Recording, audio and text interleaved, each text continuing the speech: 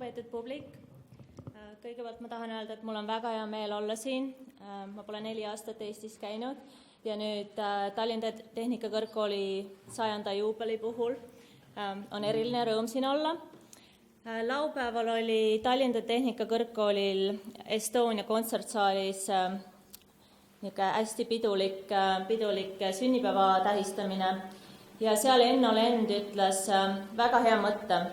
Ta ütles, et võtame vastu oleviku ja anname selle edasi paremana. Ja mis mulle selle juures eriti meeldis, oli see, et see läheb tegelikult väga hästi timmitud ehituse põhimõttega kokku.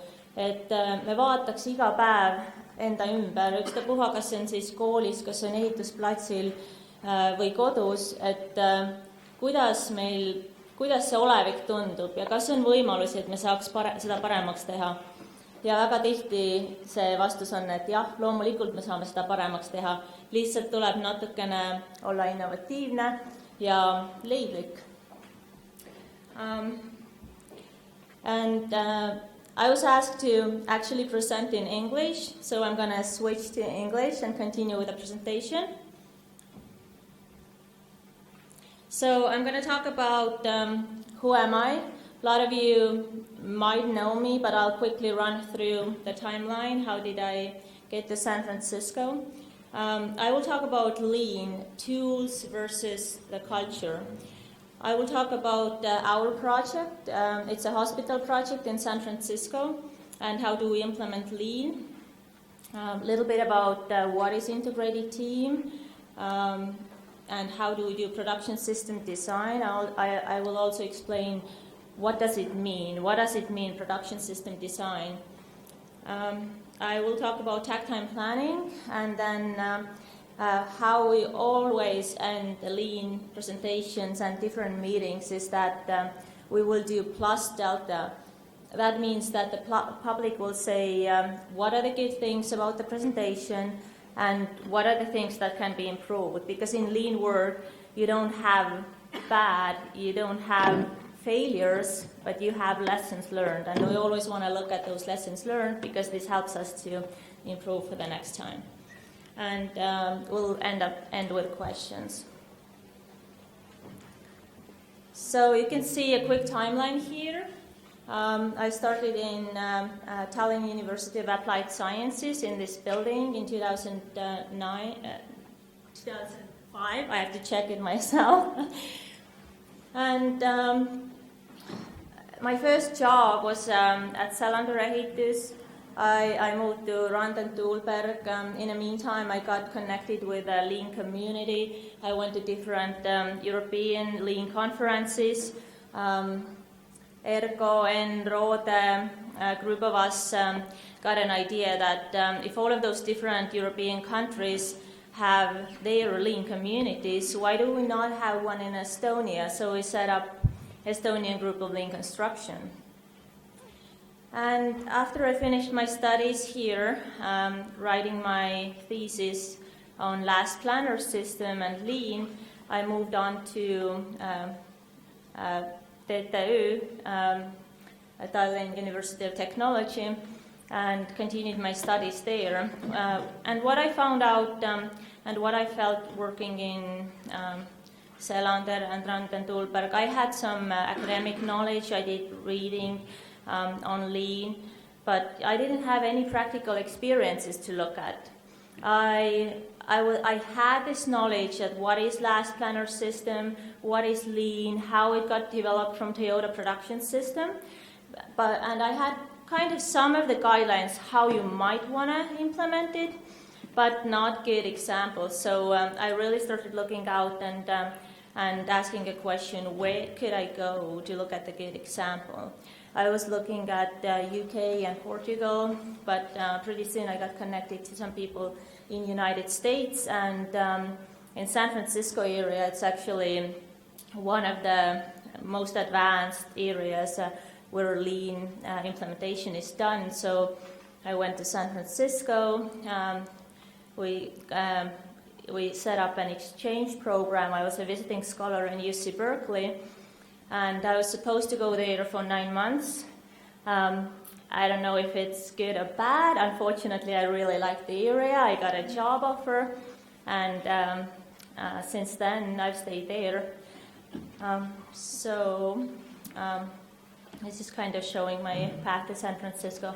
So one of the things I would like to let you know, you're kind of listening about how's Lean done in Israel, how is it done in San Francisco. You might listen to Finnish examples, or different examples.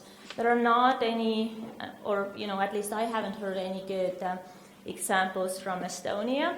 So the first reaction is, look at San Francisco. It's all different. The construction market is different. The clients are different. Everything's different. So, we can't take this information and apply it here.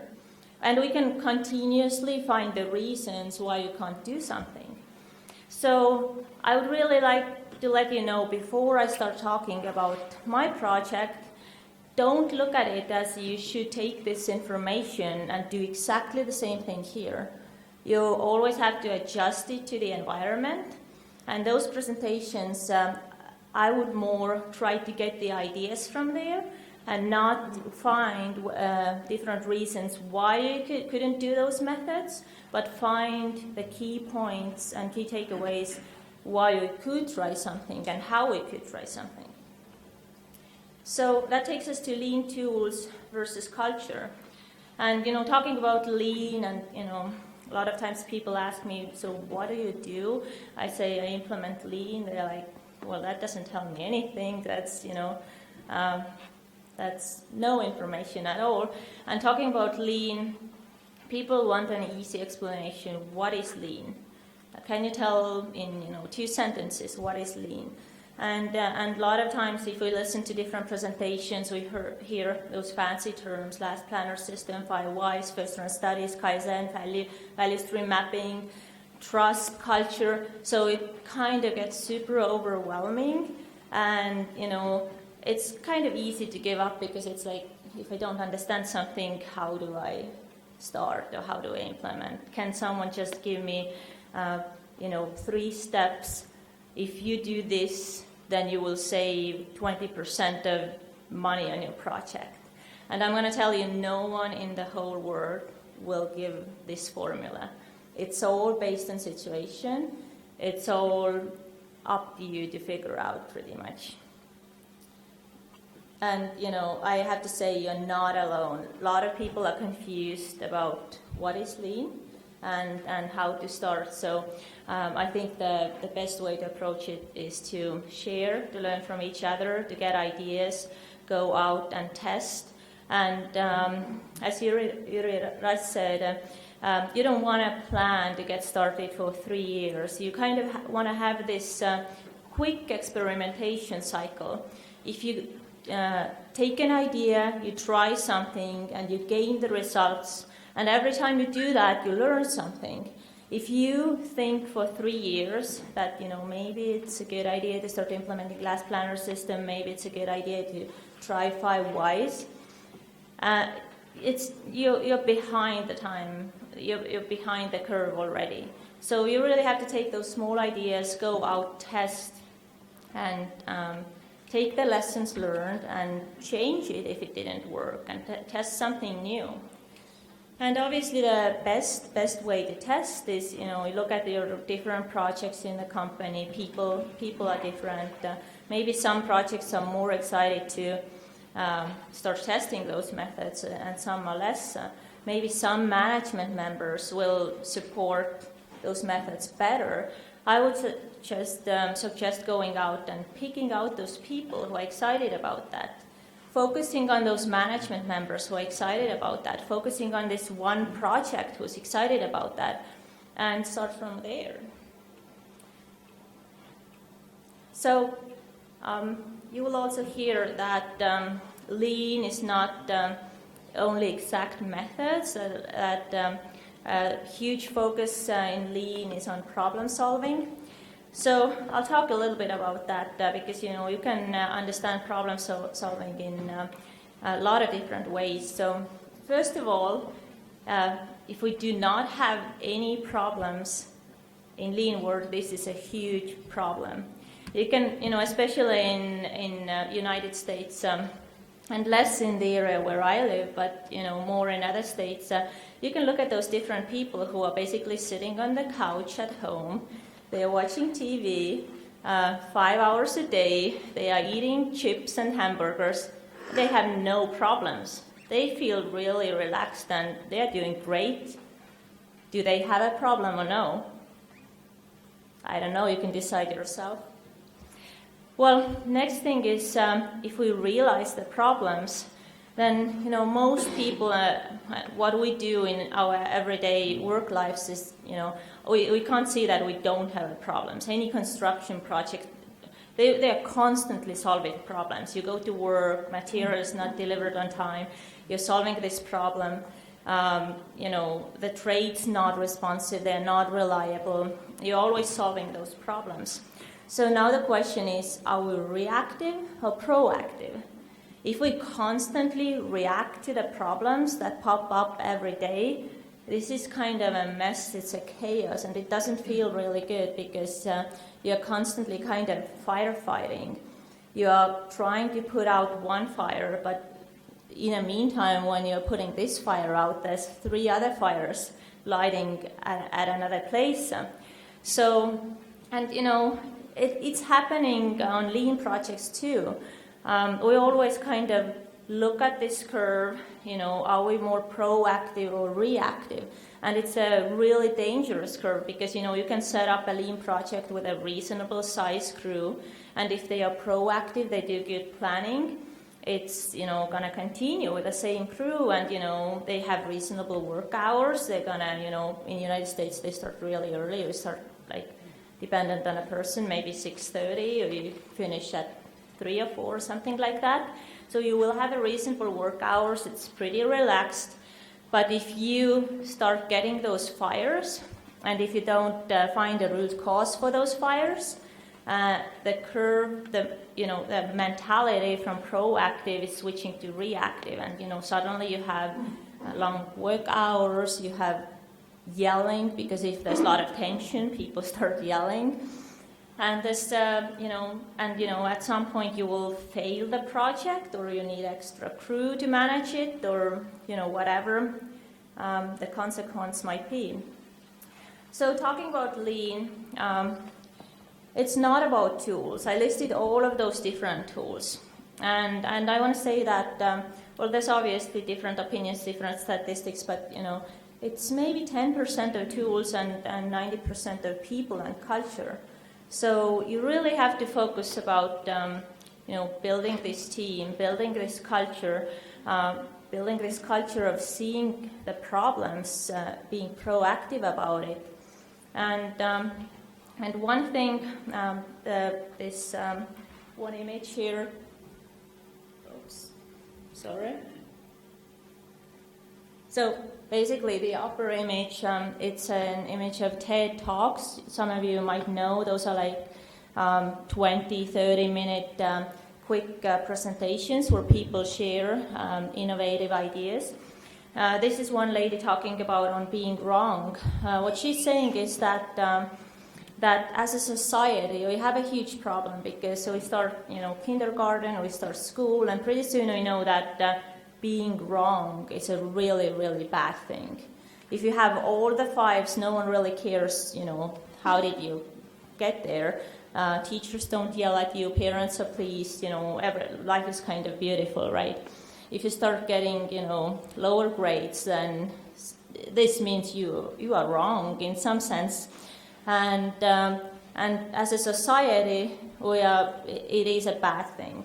So what that makes us do is that kind of reduces this wish to experiment, because we know that if we start doing something new, let's say one of you will walk out of this room today and say, I'm going to start doing glass planner system tomorrow. But then he's like, well, but I don't have all the information, so what if I try for 2 months and then, management people look at me and they are like, oh, he was totally wrong, this doesn't work. This kind of takes this drive away to go out and test them. And in lean communities, what we kind of value it in a different way. We tell people, and it obviously comes from leadership and from middle managers, and it goes down to all the way to like interns and field laborers, and we say it's fine. Obviously try to do as good as planning as possible. We want to set everyone up for success. But if they try something new, if they have a good idea and they fail, they're not going to get punished for that.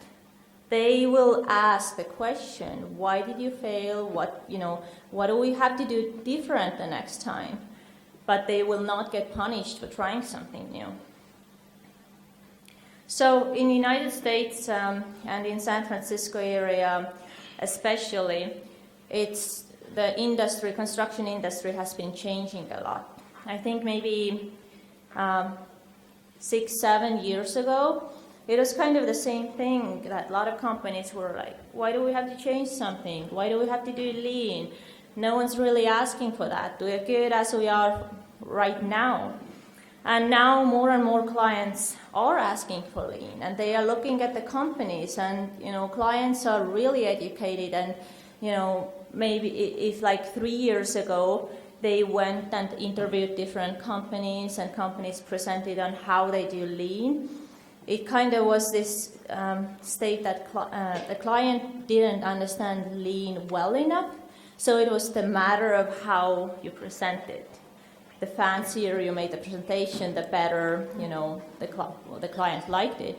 But now they really understand lean, and talking with companies, they understand who's just putting on the show, who's just presenting that they can do it, and the companies who are really doing lean, and different companies who have been kind of sitting on the background and saying, does it really matter? Who's really asking for that?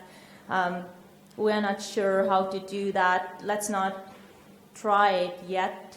They are kind of starting to panic because, especially a lot of big clients, they ask for lean, they ask for IPD. So the industry is changing, and, just looking at trends, it's not possible it's going to hit Estonia at some point.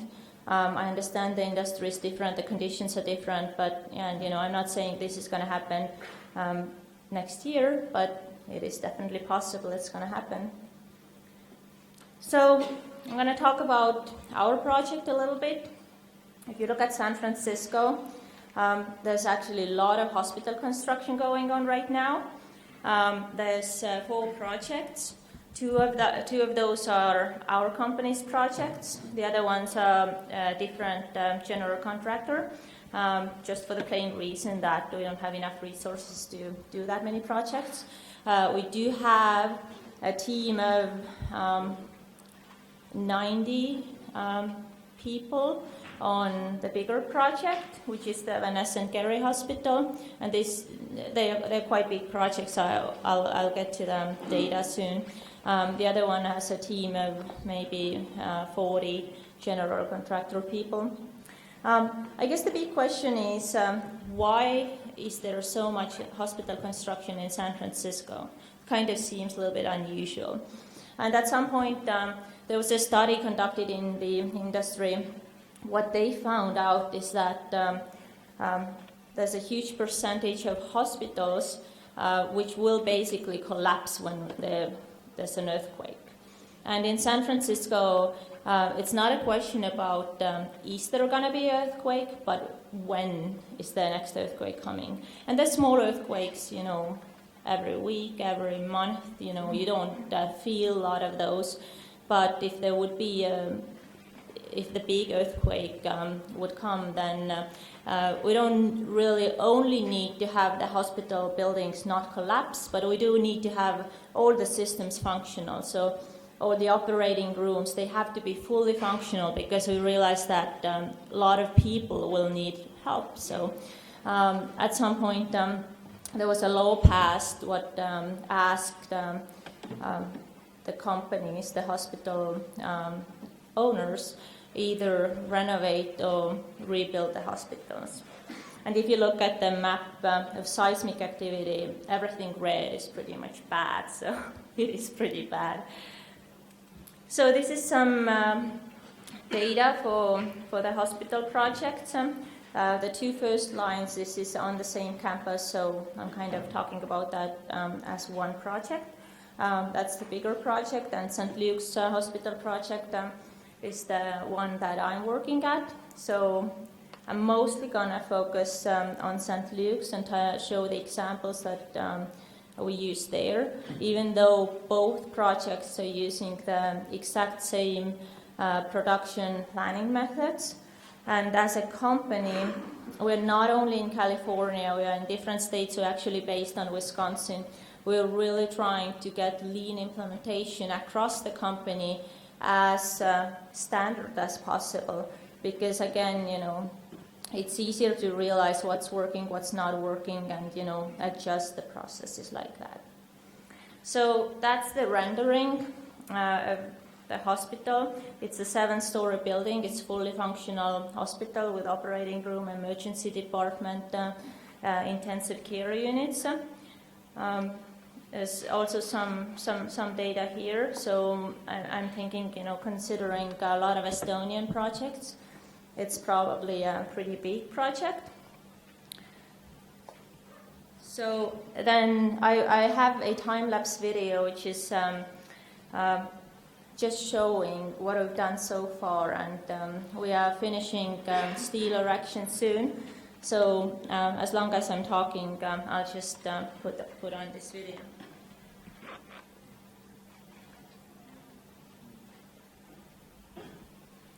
And you will see basically that was a previous parking lot for the hospital. What's kind of on the right here. What we are doing is we're building a new hospital on the parking lot. The old building is not earthquake proof, so this is going to be demolished later, and we will build a medical office building at that spot. So you'll kind of see how the foundation space, drill piers, underground utilities went, and how the steel is going up now. What I have to say is that it is an integrated project. It is done by using lean methods and considered one of the leading lean projects in the world. But that doesn't mean it's easy. That doesn't mean we do not have problems. And I don't know if you noticed from the video, but we had quite a bit of discussion with our trade contractor who was doing dirt work. So what we always want to do is we want to keep as low inventory on a site as possible, because as Rafael was saying too, it's a huge waste when we're moving around materials. And our trade contractor, they did their calculations and they said, we're not going to remove a lot of dirt from the field, because if we need to bring it back later, it's an extra cost, it's an additional cost. So they left a big dirt pile to the site, and we told them constantly that are you sure the calculations are right? We did our own calculations. We said you should remove all of this dirt, and what ended up happening, they were moving it around on the site several times. So again, no lean project is perfect. We have the issues. There's problems every day, and what do we do too? We just look at those problems and we try to ask a question: why is this happening? And figure out better ways to do it next time. How do we implement lean? So, as I mentioned, it is an integrated team. It's an owner, architect, and general contractor, or the company I work at. They basically have an integrated contract. This is called IFOA, Integrated Form of Agreement. So also there's a lot of trades around it. Consultants, architects, all kinds of different companies around it. What's interesting about this contract and how integrated form of contract works is that 80% of those trades, they basically take their profit and put it into one bucket. So that now we create the situation, let's say if someone has to spend additional $1,000 to save $2,000 for me, and we are from different companies, they have all the motivation to do so because our profit is in the same bucket, and when we finish the project it will be distributed accordingly, and if you spend a little bit of extra money to save more for me, then we both win basically.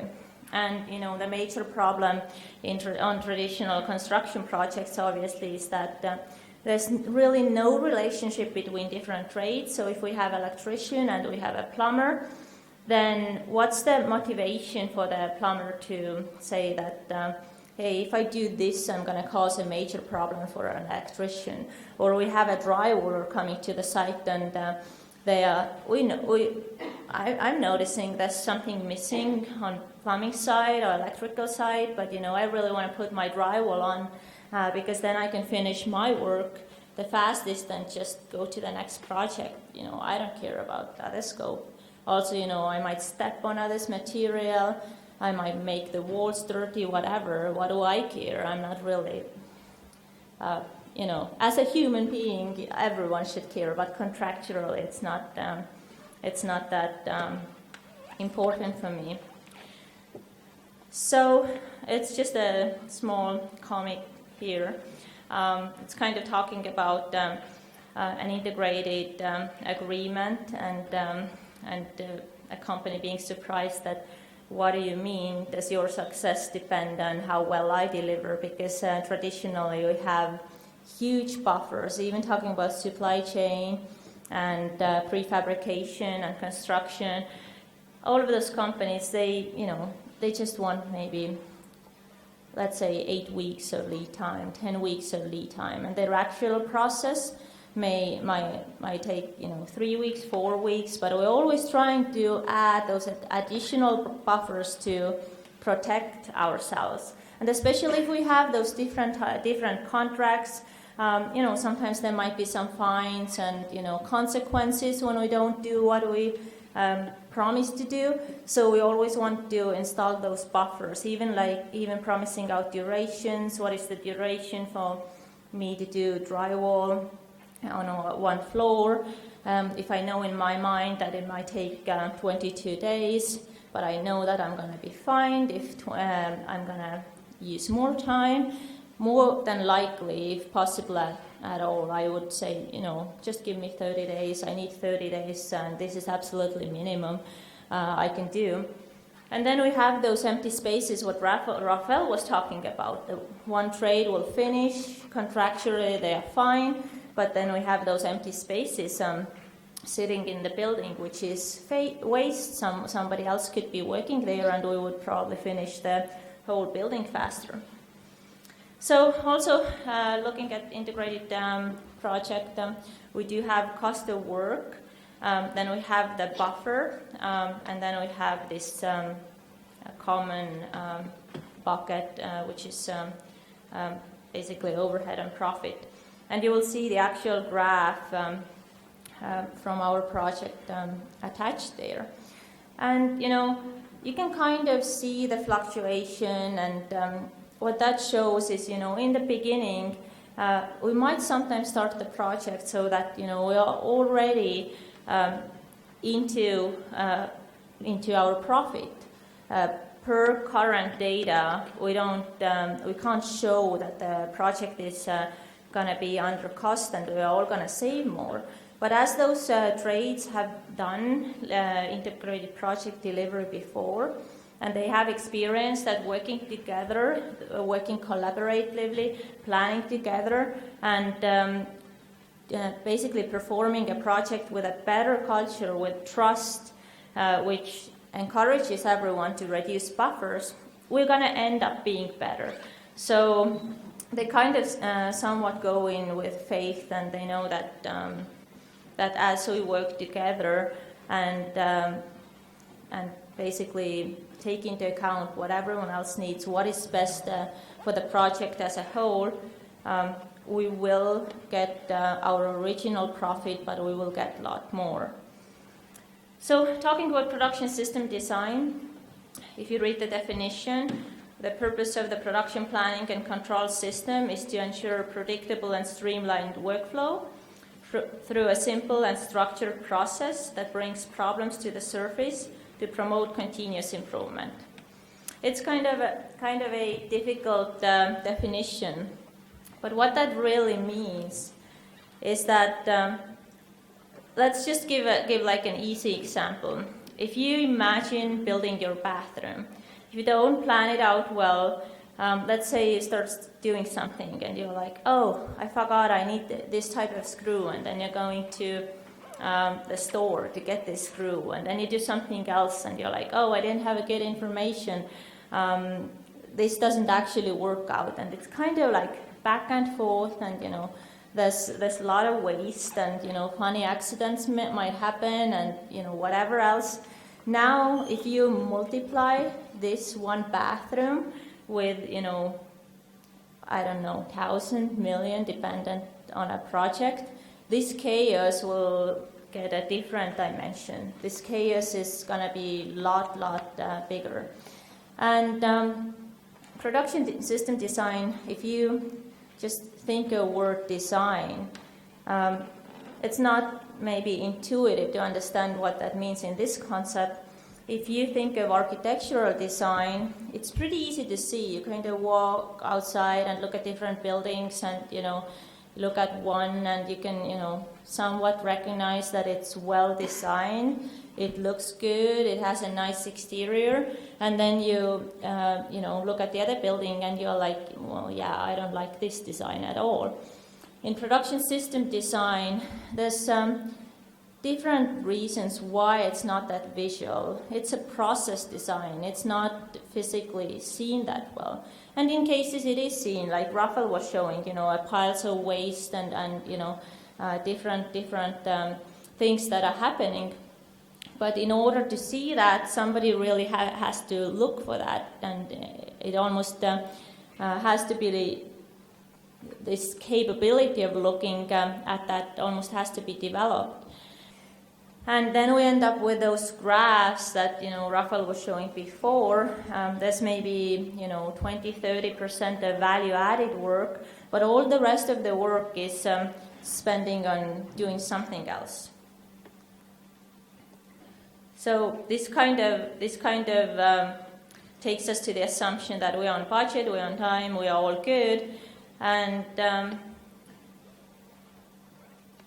we didn't agree that with Rafael, but I have a similar graph from the United States that you presented. So the demand for buildings is going up. The productivity in all the other areas like manufacturing is going up, but looking at productivity in construction over the last 50 years, it's pretty much stable, which is that really acceptable? Can we do better, I guess the question is. How much time do I have? Okay. And one of the things, one of the many things that play into that is that if you look at average percent plan complete, meaning that if people go to work in the morning, talking about field people, and they plan on getting something done, then 54% is done by the end of the day. And if you don't measure it, you don't realize it, but if you start measuring it, there's all kinds of projects all over the world who are coming up with the same result, and they ask again, is that really acceptable? So, and it's not about those field people who are going to work and doing something bad, but it's about this production system. It's about the planning. It's about how are we setting them up for a success? Because if material is not there, they're not going to finish their work. So that takes us to last planner system. We actually implement something a little bit more in our company. It's called, we call it Beyond Last Planner, which just added another layer of location-based planning, basically, and production optimization. But if you think about traditional last planner system, and you might draw parallels between field work, different trades, and maybe a running competition, then in a lot of cases you might find out that current state feels something like this. And in some cases we might even have fun, but it's a mess, it's a chaos. What do we want in construction between different trades? We want something like this. We want something professional. We want one trade to finish and provide a quick, clean handoff to the next trade. So, and last planner system, it has been proved that on different projects it really helps to do so, because we do not have this project manager anymore who's providing a detailed master schedule and telling everyone just do so, but we are working with different trades collaboratively, using their professional knowledge and pulling the information from them to come up with the best plan, and then analyzing the plan to basically build continuous flow. We are again talking about flow, because if I'm a drywaller, I have to come in, I'm working maybe 4 days, and then something stops me because the previous trade is not done. Maybe the framer is not working as fast. It's disruptive. All the trades want continuous flow. So I'm kind of running out of time. I might continue talking about those topics for days probably, which it has to be another time. So I'm going to quickly run through the last planner slides. Hopefully some of you know already how last planner system works. It's basically different levels of planning. So but talking about flow, you might also think of that as traffic. If you drive from Tallinn to Pärnu, and everyone are kind of driving on different speeds. Somebody might be driving 60 kilometers per hour. Someone wants to go with 110. But we really want to find this average 90.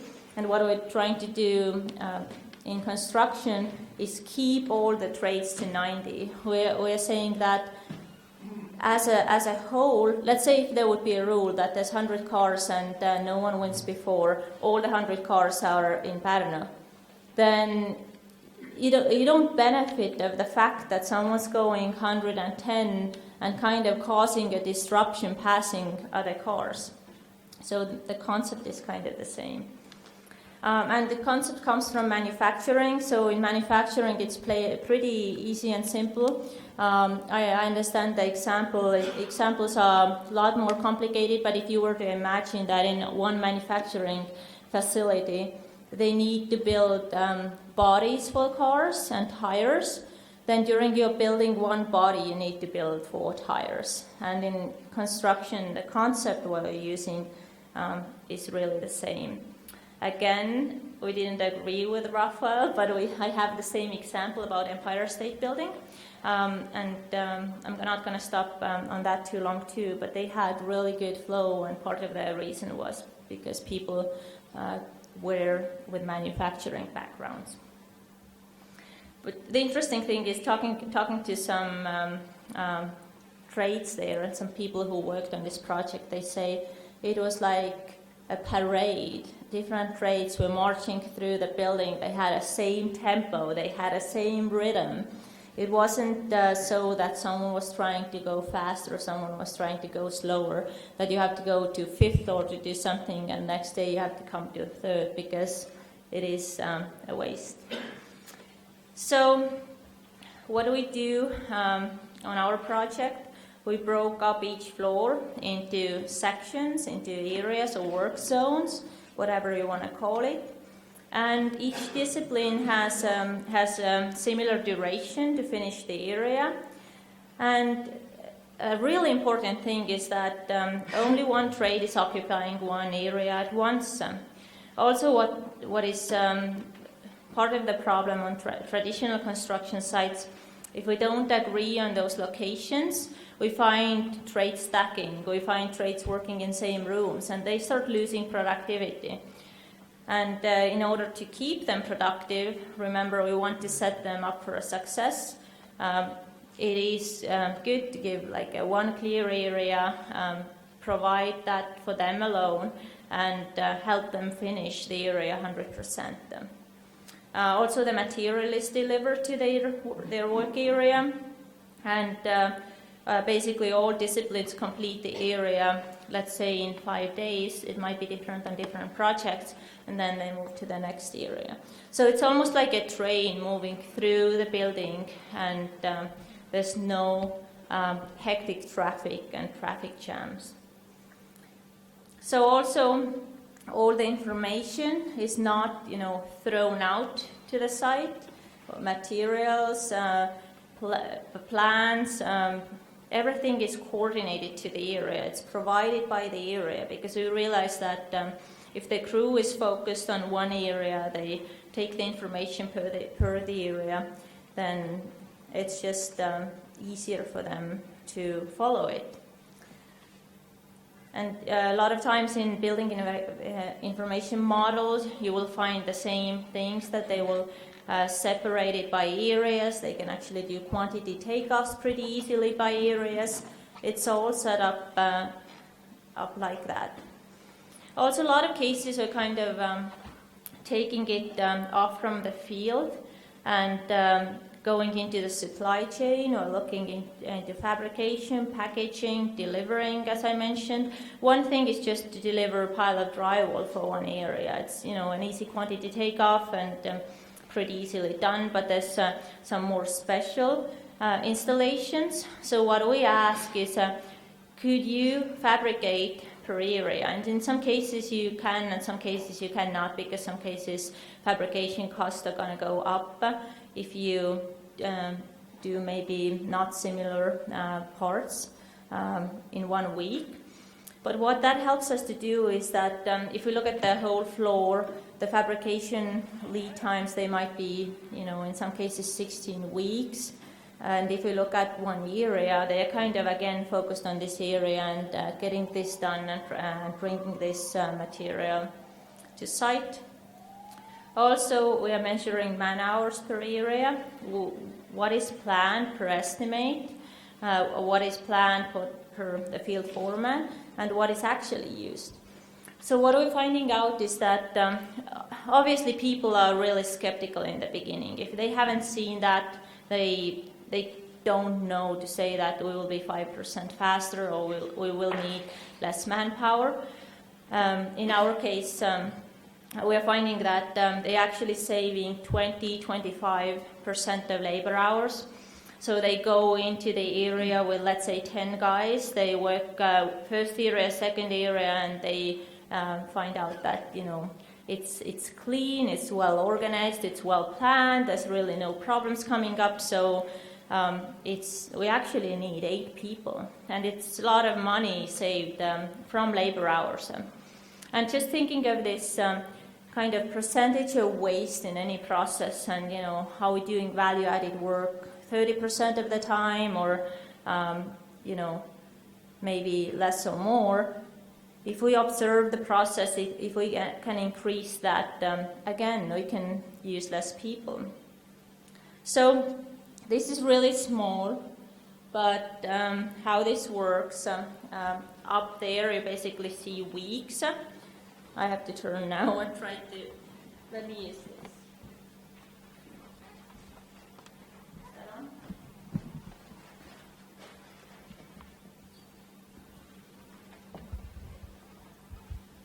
Is that on now? Yep. So if you look at the plan, this is basically our schedule. We call it production strategy, or takt time plan. So you will see, So you will see different phases of work here. It says production overhead phase, production framing phase, production low overhead phase. All the different phases have area structure. You don't have to keep one area structure throughout the construction. And if you look at the work, different colors are for different trades, you kind of see this same cycle that I was talking about. So this might be a drywaller for 5 days. They work in area 1. When they're done in area 1, they go to area 2. And there's no idle time. There might be, a small percentage of idle time in the end of each area. Let's say they finish maybe by 1 on Friday, and you can't basically plan 100% of utilization. But there's no time where any single area will stand idle for 3 weeks and waiting for the next trade to come in and do something. And our client is they really want lean, and they are really asking for lean. So I would say that if we had, let's say, 2 floors waiting for plans, for permits, for anything else for the next trade to move in, they would probably go to the site and they would be, what is going on here? I've paid for you to deliver this project as fast as possible, as effectively as possible. Why do I have 2 floors standing here with nothing happening? So this is definitely waste in their mind.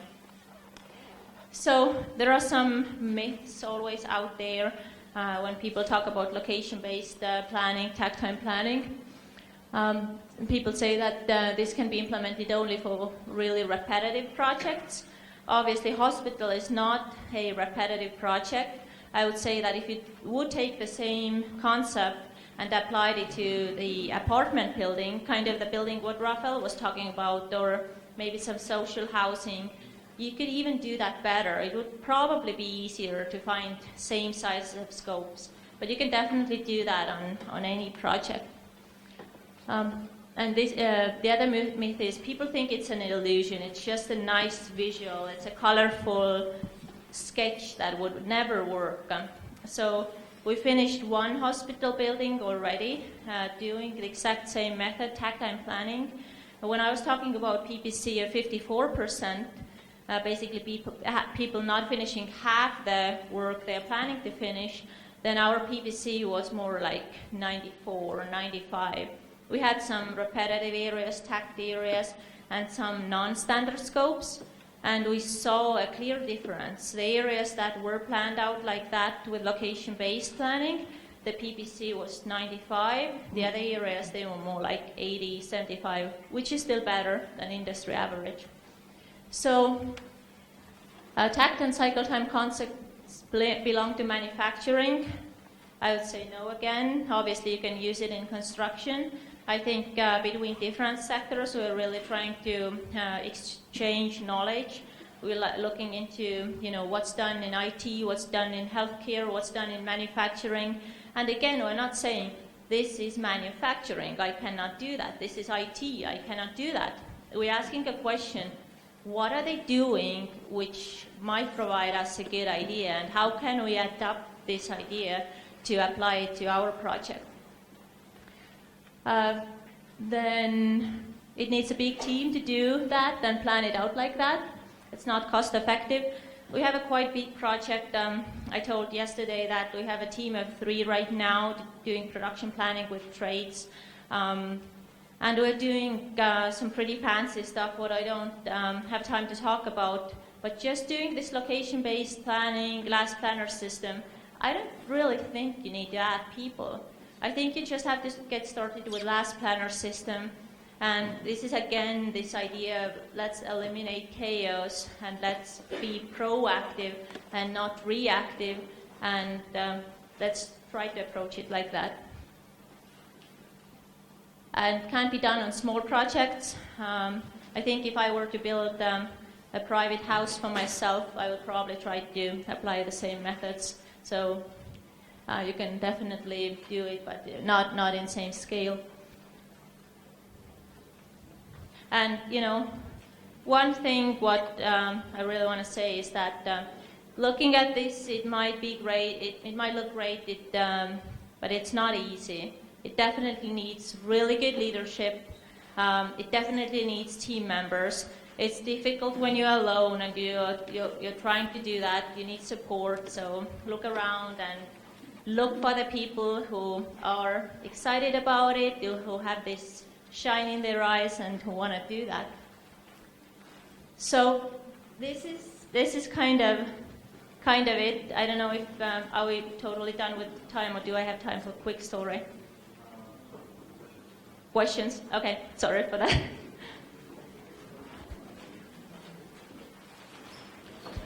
Täname Meelit.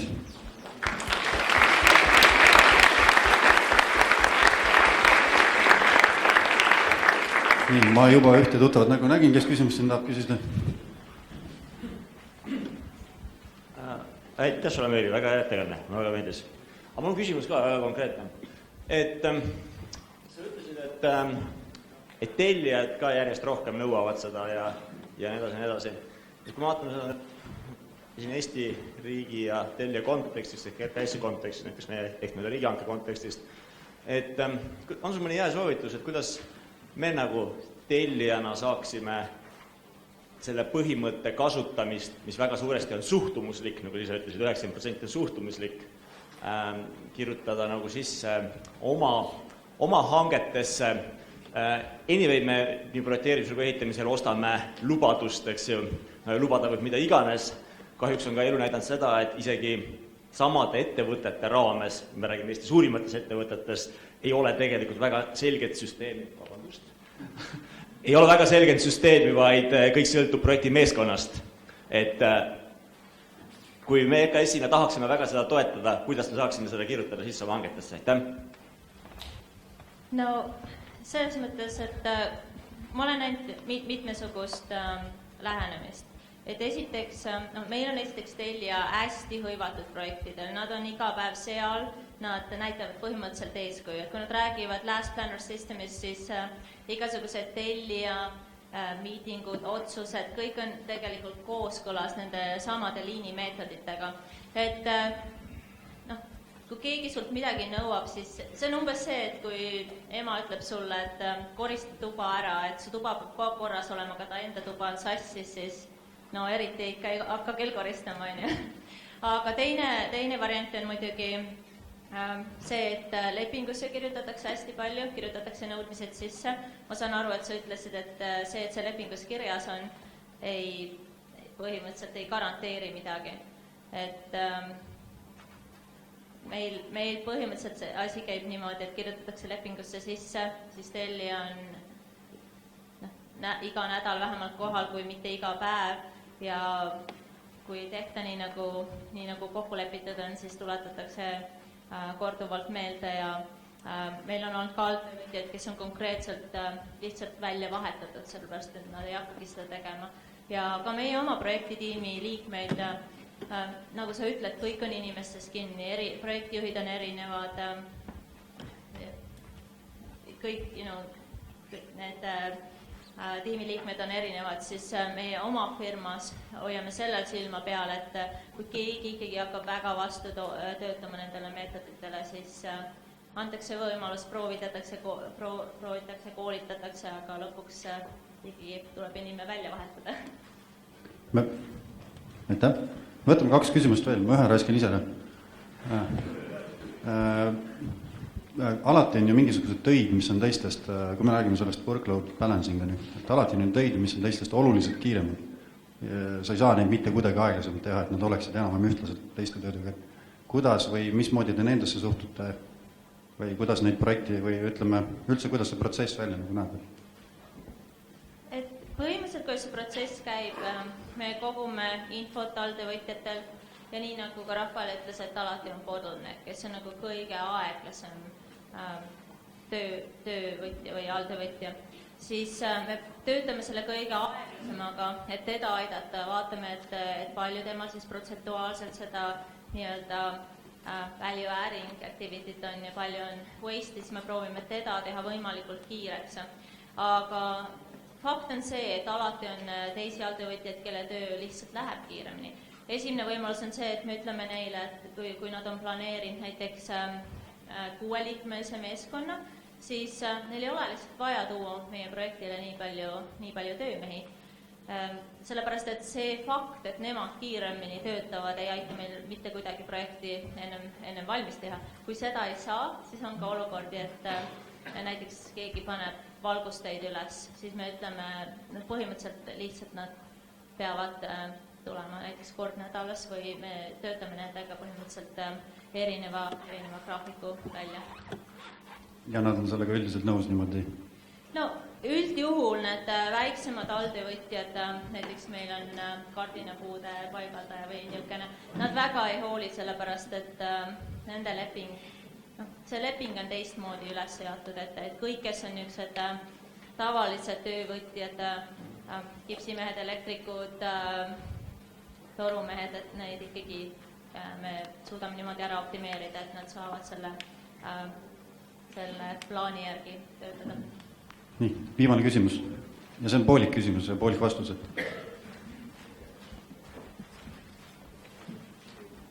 Aitäh selle hea ettekande eest. Mul on tõesti poolik küsimus, ma küsin seda sama küsimust, mis minu käest küsiti. Ma tean lihtsalt kuulu järgi või paberitest või ajakirjandusest, kui palju on PIM ja liin Ameerikas juurdunud, kuidas tegelikult on? No Ameerikat ei saa rääkida ühtlase Ameerikana. Et Ameerika on hästi suur ja kui me võtame Californiat ja eriti Põhja-Californiat, San Francisco ümbrus, siis tõesti liinirakendus on väga tugev. Ma PIM-ist ei rääkinud, aga PIM-i me kasutame ka täiesti kõrgtasemel. Teeme laserscanningut, kõik need protsessid on kasutuses. Kui sa nüüd võrdled San Francisco ala näiteks Texasega või mõndade teiste osariikidega, siis seal ma arvan, et võib leida samasuguseid linni või osariike, kes ei ole absoluutselt Eestist ees. Nii et see ikkagi hästi oleneb selle linna osariigi põhiselt. Ameerika on 51 Eestit, nii isegi. Aitäh teile! Aga veel kord tänud!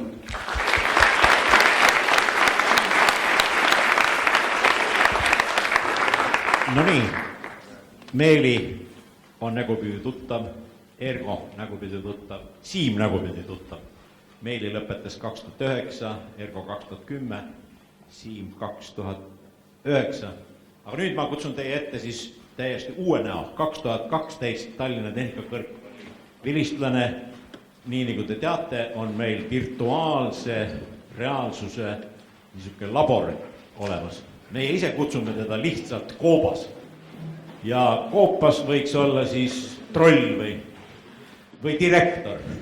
Egert on selle Koopa direktor ja kord on siis selline. Kui teised lähevad sööma, siis esimesed 20 inimest, kes on sinna registreerinud grupp number 2, minge palun Egertiga koos ja teil on aega seal 25 minutit. Kolmas rühm palun sinna siis 25 minuti pärast, et te lõuna jooksul saaksite tutvuda selle imelise asjaga, mida Baltikumis on ainult üks. Ja inimestele, kes on meie rahalised külalised, on lõuna kaetud 4. korrusel, tudengid, või kuidas meie päris öelda, võõrad võtke omad